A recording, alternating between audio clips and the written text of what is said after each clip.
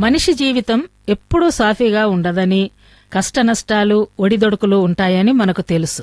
వాటిని ఎలా తప్పించుకోవాలో లేక ఆ పరిస్థితులలో ఎలా నిలదొక్కుకోవాలో మన అనుభవాల్లోంచి ఇతరులకు కూడా మనం నేర్పిస్తాం.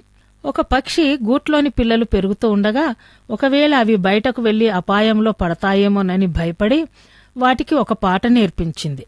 ఆ పాట ఏమంటే, బోయవాడు వస్తాడు, గింజలు చల్లుతాడు, వల పన్నుతాడు, ఎత్తుకొని పోతాడు.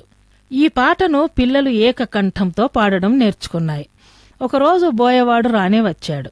వెంటనే పక్షి పిల్లలు బోయవాడు వస్తాడు అని పాడాయి. బోయవాడు భయపడి దాక్కొని గింజలు చల్లేలోగా అవి గింజలు చల్లుతాడు అని పాడాయి. బోయవాడు ఆశ్చర్యపోతూ వల వేశాడు.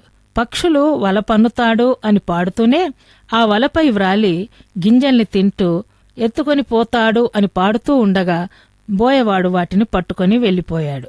చూశారా, తల్లి పక్షి వాటికి పాటను నేర్పించింది కాని పరిష్కార మార్గం గురించి నేర్పించలేదు.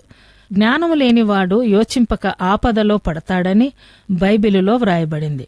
కాబట్టి తెలిసి కూడా ప్రమాదంలో పడకుండా వాటి వల్ల కలిగే పర్యవసానాలను అంచనా వేసుకుని తప్పించుకునే మార్గాన్ని కనుగొందాం.